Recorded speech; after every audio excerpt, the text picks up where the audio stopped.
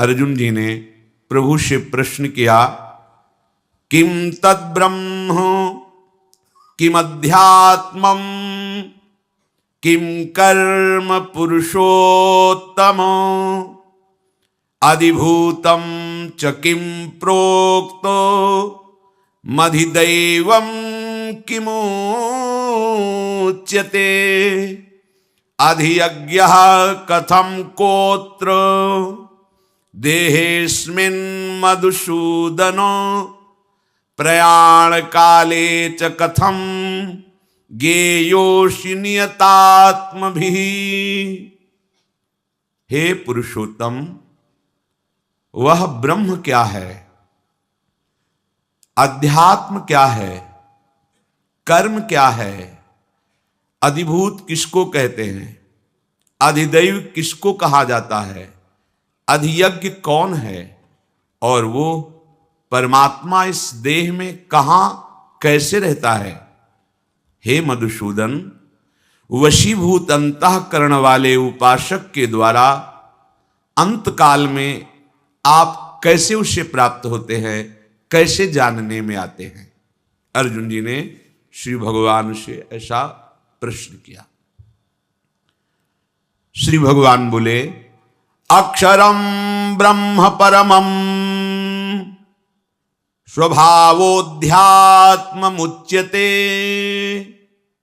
भूत भावोद्भव करो विसर्गः कर्म संगितः। हे अर्जुन, परम अक्षर ही ब्रह्म है। अक्षरम ब्रह्म परमम, परम अक्षर जो है वो ब्रह्म है। उसी को ब्रह्म शब्द से संबोधन किया गया। प्रणव ओम, इससे संबोधन किया गया चारों वेद, और ये मूल प्रकृति, ये ब्रह्म रूप ही है। पर यहां कह रहे हैं परमम अक्षरम, ये विशेषण दिया। वेद ब्रह्ममय है, ओंकार ब्रह्ममय है, मूल प्रकृति ब्रह्ममय है, पर यहां परम अक्षर कहा। परम अक्षर वाचक सर्वोपरि सच्चिदानंद प्रभु का है। परम अक्षर ब्रह्म, इसी गीता जी में वर्णन किया है, मैं ब्रह्म की प्रतिष्ठा हूं। हमारे प्रभु श्री कृष्ण ही व्यापक निराकार रूप से, ब्रह्म रूप से सर्वत्र व्याप्त है। अक्षर प्रभु के जितने नाम है, अक्षर ब्रह्म है। इसी अक्षर ब्रह्म से परम अक्षर ब्रह्म का अनुभव होता है। ओम से लेकर के जितने भी नाम हैं, ये सब प्रभु के ही बोध कराने वाले हैं। राम कृष्ण हरि जो भी नाम, ये अक्षर ब्रह्म है। आप नाम का ध्यान कर रहे हैं, साक्षात पर ब्रह्म का ध्यान कर रहे हैं। नाम का गान कर रहे हैं, पर ब्रह्म का गान कर रहे हैं। ये अक्षर ब्रह्म नाम है जो परम अक्षर ब्रह्म का अनुभव करा देता है। इसके बिना नहीं हो सकता। चाहे जिस मार्ग का पथिक हो, जो साकार रूप के उपासक नहीं भी हैं, प्रभु के निराकार की उपासना करते हैं, वो भी प्रणव का निरंतर जप करते हैं। बड़ी महिमा है प्रणव की, वेद में, उपनिषदों में। इसी प्रणव के द्वारा वो ब्रह्म का अनुभव करते हैं। ऐसे ही नाम के द्वारा भक्तजन निरंतर नाम चिंतन, नाम गायन के द्वारा परब्रह्म की प्रतिष्ठा जो है, वो प्रेम स्वरूप प्रभु श्री कृष्ण का साक्षात दर्शन करते हैं। दर्शन ही नहीं करते, संभाषण करते हैं और साथ में खेलते हैं।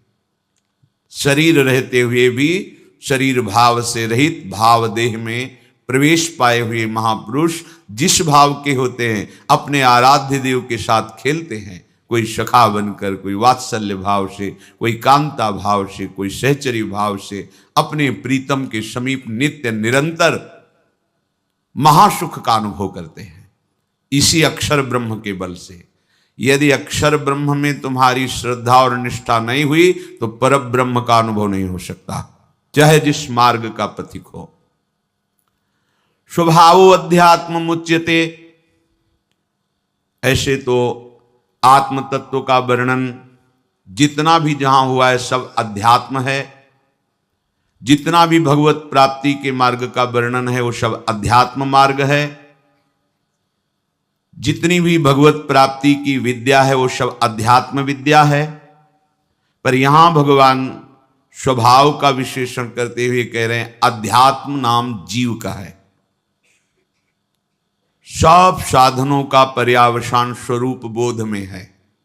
स्वरूप के द्वारा ही प्रभु के श्री अंग की सेवा का अधिकार नित्य लीला में प्रवेश होता है। जो देह शुद्धि का पूर्ण रूप से सिद्धावस्था को प्राप्त हो गया है, देह शुद्धि का त्याग करके वो महापुरुष स्वरूप के द्वारा अपने आराध्य देव की चिदानंदमयी लीला में प्रवेश पा जाता है। तो अध्यात्म का साक्षात स्वरूप जीव है, जो हमारा स्वरूप है। भूत भावोद्भव करो विसर्ग कर्म संगितः, स्थावर जंगम जितने भी प्राणी देखने में आते हैं, इनका जो होनापन है उस होनेपन में विसर्ग है, त्याग है, कर्म। इसी को कर्म कहते हैं, जो अपनी शक्ति के द्वारा संचलित होते रहते हैं। क्रियाएं मना खष्टानि इंद्रियाणि प्रकृति स्थानि कर्षति, इनके द्वारा जो चेष्टाएं होती हैं, जितने भी चराचर जीव हैं, इसी को कर्म कहते हैं। अर्जुन जी ने प्रभु से पूछा था। प्रभु कह रहे हैं अधिभूतम चरो भावः पुरुषश्चाधिदैवतम अधियज्ञोऽहमेवात्र देहे देहभृतांवर। हे देहधारियों में श्रेष्ठ अर्जुन। क्यों कहा अर्जुन जी को देहधारियों में श्रेष्ठ? क्योंकि ये प्रश्न कोई देहधारी श्रेष्ठ पुरुष ही कर सकता है। अध्यात्म विषयक प्रश्नकर्ता और उत्तर देने वाला दोनों पावन हो जाते हैं। बोधयन्तः परस्परम, जब हम भगवत संबंधी प्रश्न करते हैं और भगवत संबंधी उत्तर सुनते हैं, तो प्रश्नकर्ता, श्रवण करने वाला और उत्तर देने वाला तीनों परम पद के अधिकारी हो जाते हैं, तीनों परम पावन हो जाते हैं। इसलिए श्री भगवान यहां अर्जुन को संबोधन कर रहे, हे देहधारियों में श्रेष्ठ अर्जुन। क्षर शब्द, क्षर भाव विनाश को कहते हैं। पृथ्वी, जल, तेज, वायु और आकाश, इन पंच महाभूतों से जितना कुछ बना हुआ है, ये सब जो कुछ देख रहे हो, जितना बना है इन्हीं पांचों से बना है। इन्हीं के शब्द, स्पर्श, रूप, रस, गंध विस्तार पूर्वक फैले हुए हैं। पांच ज्ञानेंद्रियों के द्वारा मन इन्हीं में विचरण करता रहता है। जितनी सृष्टि है, ये अधिभूत, पीछे वर्णन किया गया, भूत अर्थात पंचभूतों द्वारा रचित जितनी सृष्टि है वो सब क्षर है। क्षर माने नाशवान। पुरुषस्य अधिदैवतम, जो अधिदैव है वो हिरण्यगर्भ ब्रह्मा का वाचक है। भगवान के संकल्प से ब्रह्मा जी उनके नाभि कमल से प्रकट होते हैं और भगवान की सामर्थ्य से ब्रह्मा जी इस संपूर्ण प्रपंच का सृजन करते हैं। तो अधिदैव ब्रह्मा जी को कहा गया। अधियज्ञो मेवात्र देहे देह भृतांवर, हे देहधारियों में श्रेष्ठ अर्जुन, इस देह में मैं अंतर्यामी रूप से विराजमान हूं, अधियज्ञ हूं। अर्थात सबके हृदय में भगवान विराजमान है। भगवान के वास का स्थान हृदय देश बताया गया है। सहस्त्र शीर्षा पुरुषा सहस्राक्षा सहस्त्रपाद सभूमिग्वं सर्वतः प्रत्वात्यतिष्ठत् दशांगुलम, ना विषय 10 अंगुल नाप लो, जो जगह आती है उसमें भगवान विराजमान है, हृदय देश में। सबके हृदय अछत अविकारी, निर्विकार भाव से सच्चिदानंद भगवान हृदय देश में ही विराजमान है। ईश्वरः सर्वभूतानां हृदि सन्निविष्टः, समस्त देहधारियों के हृदय में भगवान विराजमान है। सर्वस्व चाहम हृदय सन्निविष्टो, ईश्वरा सर्वभूतानाम हृदय देशे अर्जुन तिष्ठति। जहां भी देखो भगवान वर्णन करें मैं हृदय में, कहीं और बाहर खोजने की जरूरत नहीं है। इसलिए अंतर्मुख होने की जरूरत है। बाहरी क्रियाओं से भगवान को नहीं खोजा जा सकता। क्रियाएं करते करते जब अंतःकरण पवित्र हो जाता है तो अंतर्मुखता होती है। किसी क्रिया से भगवान को नहीं पाया जाता, निष्क्रिय होकर के, और हमारा स्वरूप निष्क्रिय ही है। जब हम अंतर्मुख होते हैं, नाम रूप लीला धाम का आश्रय लेकर के, तब हमारे हृदय में ही प्रकाशित हो जाता है। नारायण या गौर श्याम को हृदय निकुंज बसइए, हृदय ही निकुंज हो जाता है और नित्य बिहारी श्यामा श्याम निरंतर उसमें रास विलास रत रहते हैं। अहमेव अत्र, भगवान कह रहे हैं अन्य योनियों में भी मैं हूं, पर उनको यह अधिकार नहीं है कि वो हमारा चिंतन करके हमें प्राप्त कर सके। वो केवल अपने पूर्वकृत कर्मों का भोग भोगेंगे बस। ये सौभाग्य तो केवल इस मनुष्य शरीर को ही है कि आप अपने पूर्वकृत कर्मों को भोगते हुए उनसे प्रभावित ना हो। अनुकूलता आवे तो हर्षित ना हो, प्रतिकूलता आवे तो शोकित ना हो। ये तभी हो सकता है जब भगवद आश्रय है और भजन है। भगवद आश्रय लेकर भजन करोगे तो हृदय विहारी ठाकुर हृदय में ही अनुभव में आ जाएंगे। जन्म जन्म की पीड़ा, अशांति, थकान मिट जाएगी भगवत साक्षात्कार होते ही। देह भृतांबर का मतलब है कि देहधारियों में वही श्रेष्ठ है जो देह धारण करके पुनः फिर कर्म प्रपंच से युक्त होकर देह ना धारण करे। अर्थात अब हमारा जन्म कर्म संस्कार के बंधनों से आगे ना हो, ये अंतिम जन्म हमारा हो, तभी देह धारण करना श्रेष्ठ है, क्योंकि अंतिम देह है। 83,99,999 योनियों के बाद ये मनुष्य योनि है। इस मनुष्य योनि के बाद फिर तुम्हें गिरना पड़ेगा नीचे की योनियों में। बहुत ऊंचाई पर चढ़ गए हो, अब यहां से हमें मुक्त होने का अवसर है साधन धाम मोक्ष कर द्वारा। तो श्री भगवान कह रहे हैं मैं ही ब्रह्म हूं। पहले तो अलग अलग वर्णन किया, मैं ही ब्रह्म हूं, मैं ही अध्यात्म हूं, मैं ही कर्म हूं, मैं ही अधिभूत हूं, मैं ही अधिदैव हूं, मैं ही अधियज्ञ हूं। कहने मात्र के लिए ये शब्द हैं, केवल मैं ही मैं हूं। बस इतना जहां समझ लिया, सब प्रभु हैं। आपके संचित जितने कर्म सब भस्म हो जाएंगे, इसका प्रभाव है। जे ही आप ये जान गए कि सब कुछ ये अंदर की बात, बुद्धि से नहीं, वाणी से केवल नहीं, अनुभव, वासुदेवाश्वरमिति, सब कर्म संस्कार भस्म हो गए। अब उसके अंतिम निर्णय में कोई संशय नहीं रहा, क्योंकि मदभावा, वो भगवत भाव को प्राप्त हो गया। सब जगह प्रभु है। इसलिए आगे भगवान कह रहे अंत काले च मामेव स्मरन् मुक्त्वा कलेवरम यह प्रयाति मद्भावम यात्रि नास्त्यत्र संशयः। हे अर्जुन, जो मनुष्य अंत काल में मेरा स्मरण कर लेता है वो शरीर छोड़कर सीधे मेरे को प्राप्त होता है। वो मेरा स्वरूप हो जाता है, मेरे को प्राप्त कर लेता है। याति नास्त्यत्र संशयः, इसमें बिल्कुल संशय मत करना। ओ भगवान कृपा करके बता रहे, संशय मत करना, क्योंकि जीव का स्वभाव है ना संशय कर लेना। इसलिए भगवान इस श्लोक में कह रहे मदभावम याति नास्त्यत्र संशया, तुम्हें अन्य अब कोई संशय मिलाने की जरूरत नहीं है।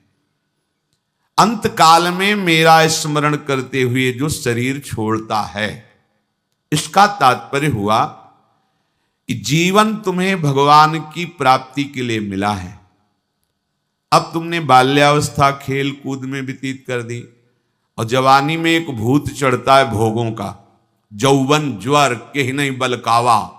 ये जवानी का बुखार बड़े बड़ों को चढ़ जाता है। बड़े बड़ों का तात्पर्य है बड़े अच्छे साधकों को भी ये बुखार परमार्थ से भ्रष्ट कर देता है। जवानी चली गई, प्रमाद स्थिति में कुछ भी परमार्थ किया नहीं। अब उसे सत्संग के द्वारा पता चला कि अरे इस जीवन को तो मैंने नष्ट कर दिया और इस जीवन का उद्देश्य है भजन करके भगवत प्राप्ति करना। तो अब जितना समय तुम्हारा बच रहा है उतना समय प्रभु में लगा दो, तुम्हें संशय करने की जरूरत नहीं, भगवत प्राप्ति हो जाएगी। ये बात समझ लो। ये बहुत छूट दे रहे हैं भगवान।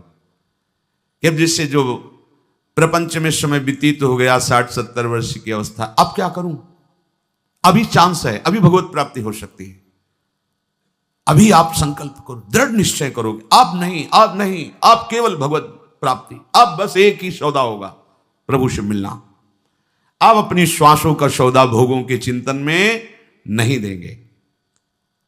बस अपने को असमर्थ समझकर मेरा आश्रय लेकर जीव ही मेरे भजन में लगेगा, तो चाहे जितने मिनट हो उतने में भगवत प्राप्ति हो जाएगी। बहुत बड़ी छूट है ये, भगवान की तरफ से बहुत बड़ी छूट है। मामेव स्मरण,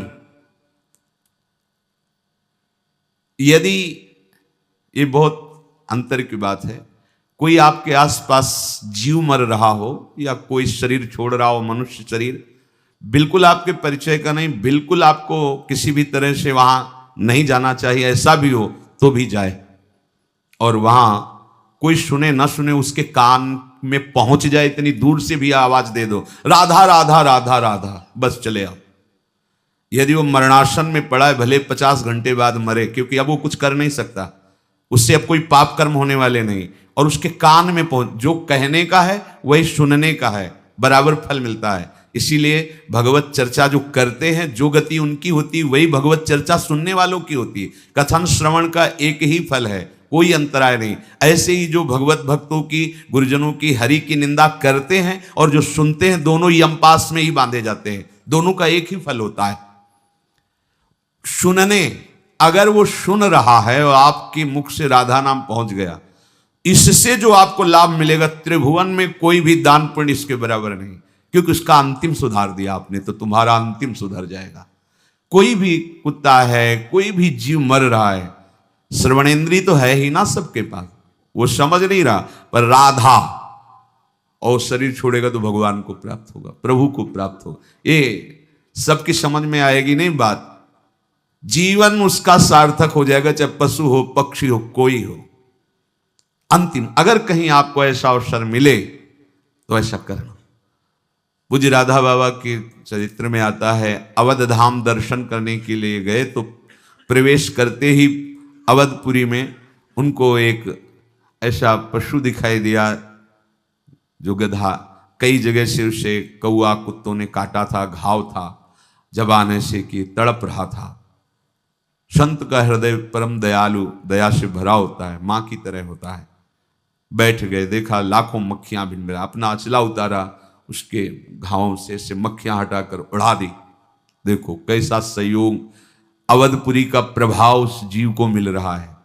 एक भगवत साक्षात्कार किए हुए महापुरुष का वस्त्र उसके शरीर में, बाबा उसके मस्तक पर हाथ है, और बाबा राधा नाम प्रेमी, अयोध्या में सुना रहे हैं उसको, राधा राधा राधा। भाई जी थोड़ी थोड़ी देर में जानकारी करते थे बाबा कहाँ हैं, क्योंकि बाबा कभी भी भाव दशा में खड़े हैं तो खड़े, कई बार ऐसा देखा गया, धूप में खड़े खड़े कहाँ जा रहे हैं कोई सुध नहीं, तो बाबा उनकी देख रेख, भाई जी इनका बाबा कहाँ है, अब सब बाबा कहाँ है, पीछे लौटे, वहां देखा बैठे ऐसे दुलार कर रहे हैं, लाल काशाय वस्त्र उड़ाए हुए। कितना सौभाग्य उस जीव का धाम की कृपा से मिला। देखो बाबा कनक बिहारी जी के दर्शन का एक समय है, आप चलो, तो उनका नहीं, अब जब तक इसको भगवत प्राप्ति नहीं हो जाती हम उठ के जाने वाले नहीं।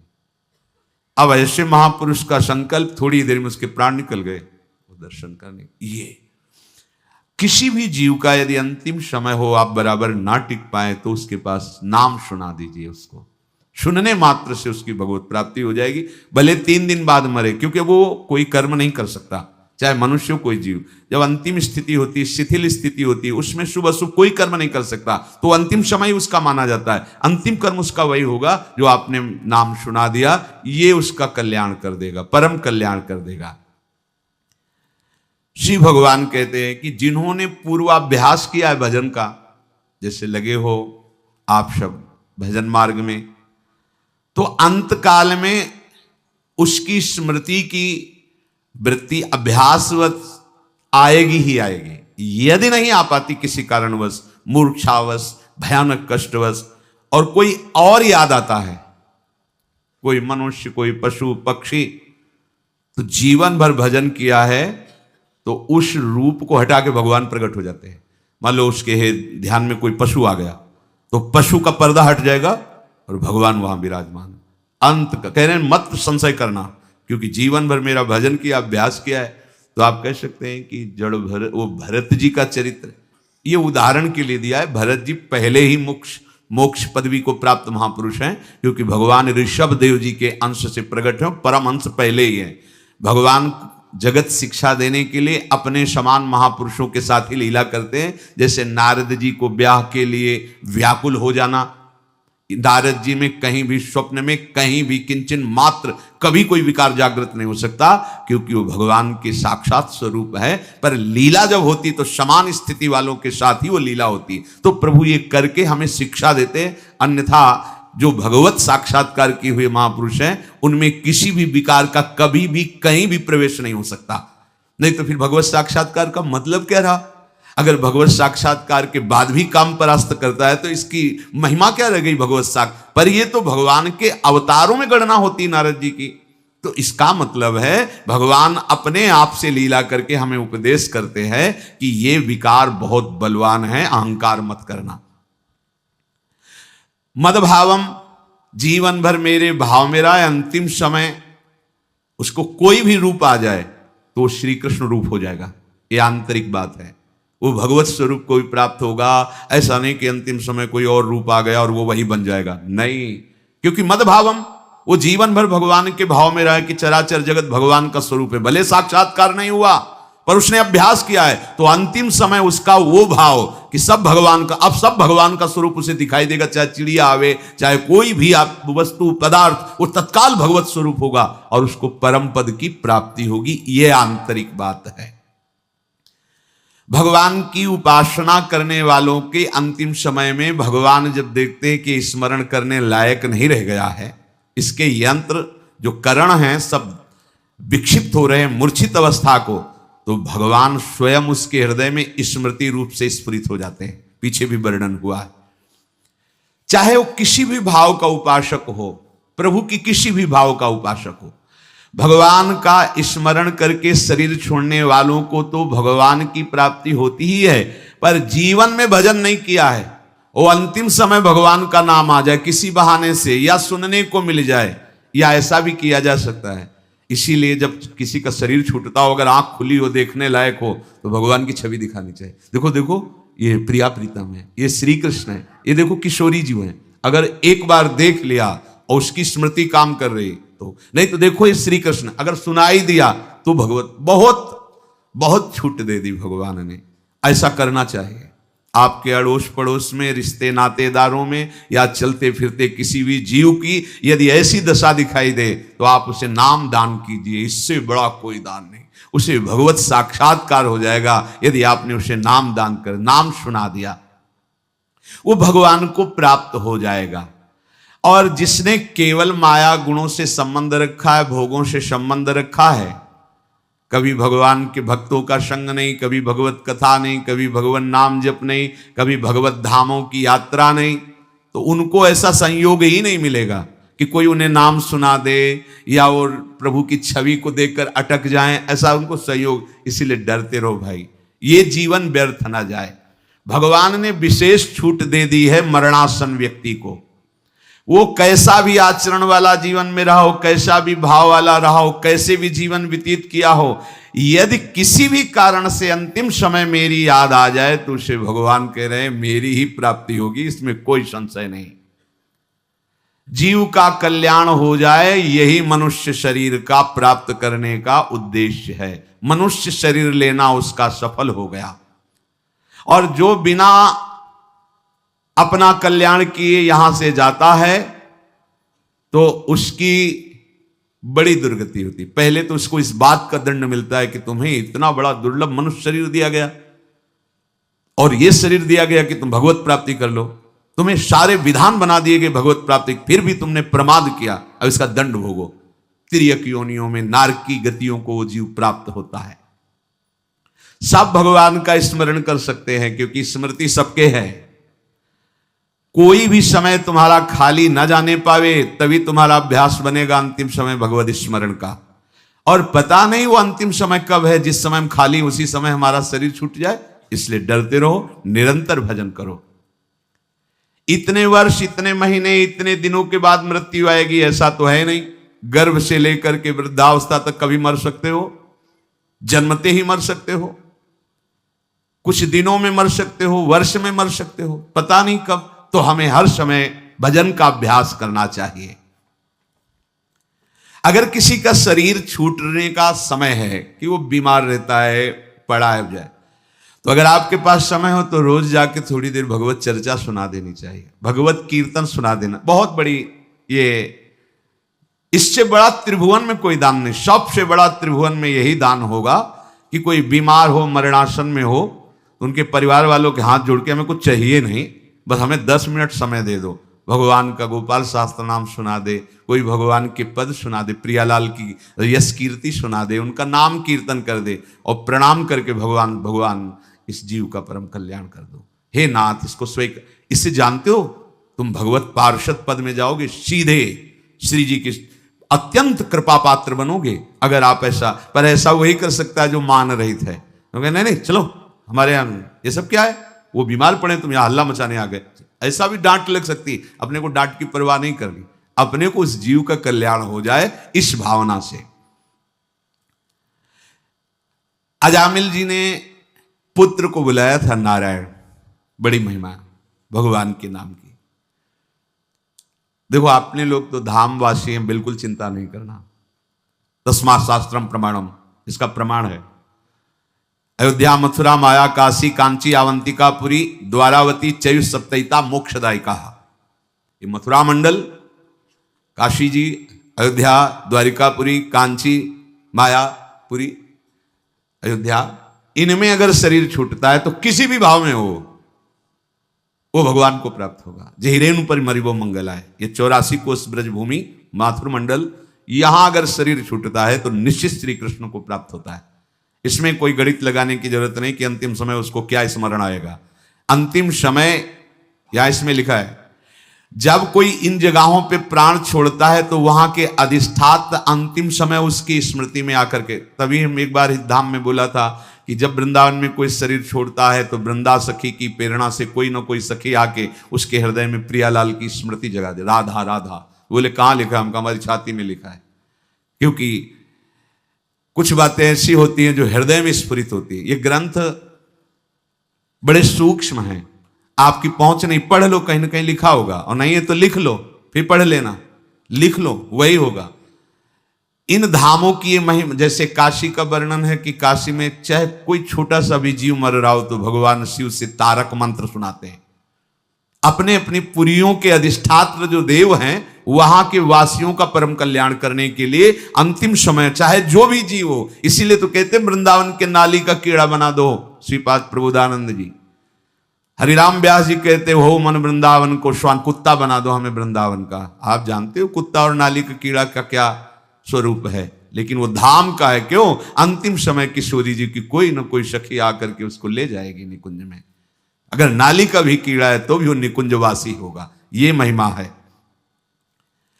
उस जगह उसकी जब मृत्यु होती तो वहां का वायुमंडल और वहां के अधिष्ठात्र देवता उसका कल्याण करते हैं। तो हमारे यहाँ के अधिष्ठात्र देवता हैं युगल सरकार, प्रिया प्रीतम, वृंदावन का महल है और यहाँ का वायुमंडल सब प्रेममय है। भला यहाँ की किसी कल्याण की क्या?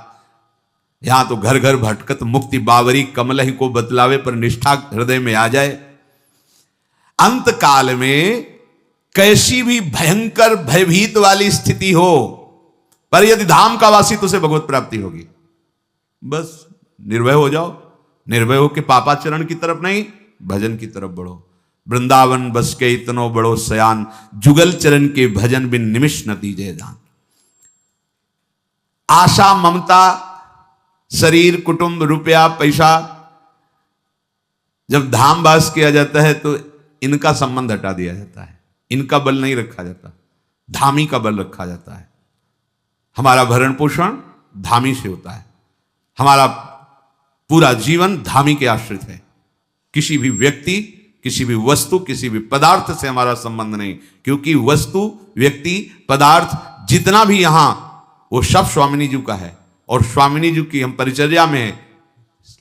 हमारा पर्सनल किसी से कोई संबंध नहीं, हमारा पर्सनल कुछ भी नहीं है, हमारा कोई भी नहीं है, कहीं भी नहीं है।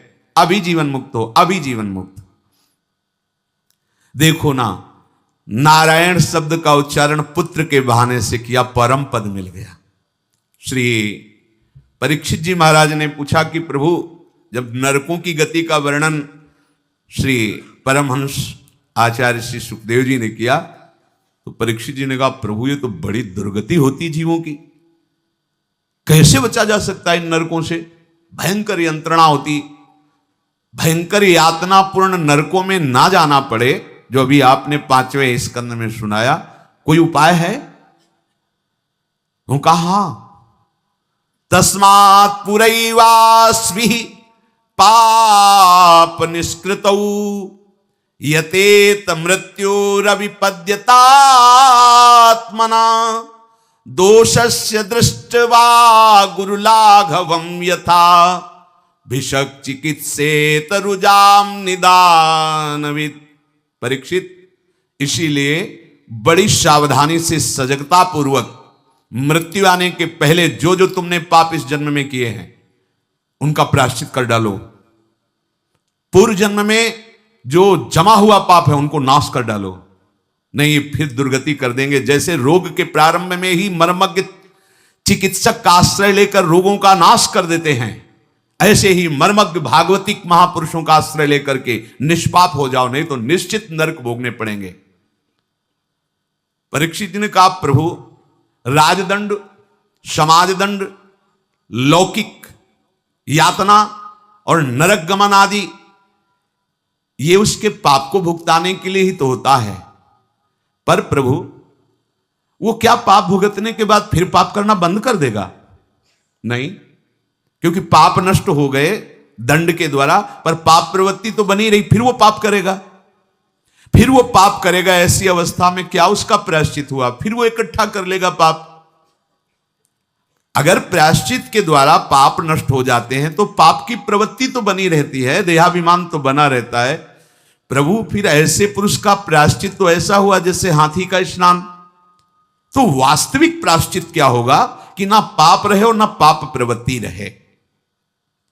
श्री सुखदेव जी ने कहा,